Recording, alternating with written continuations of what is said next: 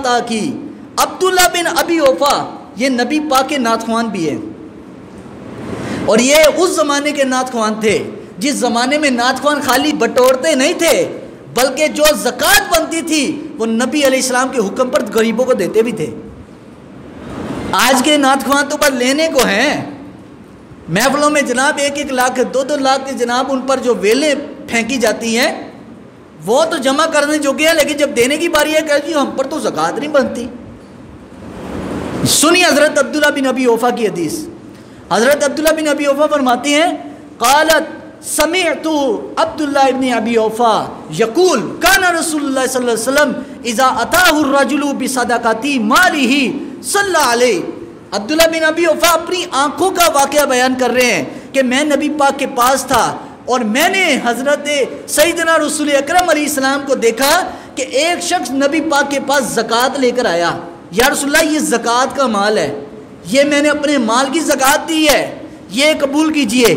حضور وہ زکوٰۃ لے کر نبی پاک غریبوں میں تقسیم کیا کرتے تھے، تو حضور نے وہ لی، آقا علیہ السلام نے لے کر صلی اللہ علیہ، حضور نے وہ زکوٰۃ لے کر اس زکوٰۃ دینے والے بندے کے لیے دعا کی، یا اللہ اس بندے پر رحمت فرما، اس بندے پر رحمت فرما۔ اس کا مطلب فرض ادا کرنے پر میرا نبی بھی کتنا خوش ہے۔ فرض ہے نا زکوٰۃ، نفلی صدقے کی بات ہے، فرض کی بات۔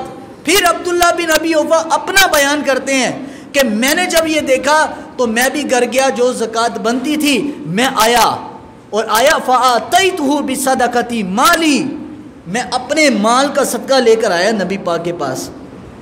اللہم صلی علی آل ابی اوفا، تو فرمایا حضرت عبداللہ بن ابی اوفا نے اپنا بیان کیا کہ جب میں نبی پاک کے پاس آیا تو سرکار مدینہ علیہ السلام نے خود میرے لیے دعا کی، اللہم صلی علی ابی اوفا آل ابی اوفا، یا اللہ یہ ابو اوفا جو ہے اس کی اولاد پر اور اس پر اپنی رحمت فرما، کہ یہ زکوٰۃ کا مال لے کر آیا۔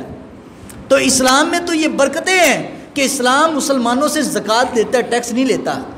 جو قوم 2.5% زکوٰۃ نہیں دے رہی تھی، آج ہر بندہ اپنی آمدنی کا 17% گورنمنٹ کو ٹیکس دے رہا ہے۔ میں کہا کاش کہ اسلام کا نظام ہوتا پاکستان میں تو کسی کو بھی اس چیز کی ضرورت نہ پڑتی کہ وہ 17% ٹیکس دیتا، بلکہ وہ 2.5% زکوٰۃ دیتا، پوری ریاست اسلامی ان تمام غریبوں کی مدد کو پوری کرتے۔ یہ اسلام کی برکتیں ہیں، لیکن نافذ نہیں کرتے۔ لیکن افسوس کے ساتھ کہنا پڑ رہا ہے آج قانون اس کے لیے تو ہے کہ مسجدوں کو تالے لگائیں، 5 نمازی ہوں، اس پر تو پابندی ہے، اس پر تو گورنمنٹ نے پابندی اور حکم جو ہے نافذ کر دیا۔ میں کہتا ہوں اگر مسجدوں پہ تمہارا زور چل سکتا ہے تو جوئے کے اڈے، شراب کے اڈے اور جہاں پر سودی بینک کاری کا نظام چل رہا ہے، میں نے کہا جب تم 5 بجے دکانیں بند کرا سکتے ہو، اس کا مطلب تمہارے پاس پاور ہے کہ تم جوئے کے اڈے بھی بند کرا سکتے ہو، تم شراب کے اڈے بھی بند کرا سکتے ہو، تم سود کا نظام بھی ختم کر سکتے ہو، لیکن نہیں کرتے۔ اس کا مطلب کہ تمہارے پاس طاقت ہے لیکن تیرے دل میں چور ہے۔ ہم کہتے ہیں جی ہمارے پاس 2/3 اکثریت نہیں، ہم یہ نہیں کر سکتے ہیں سب کچھ۔ 5 بجے جب دکانیں بند ہو سکتی ہیں پورے پاکستان کی، تو جوئے کے اڈے بھی بند ہو سکتے ہیں، شراب کے جناب شراب خانے بھی بند ہو سکتے ہیں، لیکن نہیں کرتے۔ یہ خود نہیں چاہتے اسلام۔ ہم اسلام چاہتے ہیں، پاکستان کی 99% عوام چاہتی ہے اسلام نافذ ہو اور یہی نظام ہے کہ زکوٰۃ حکومت لے۔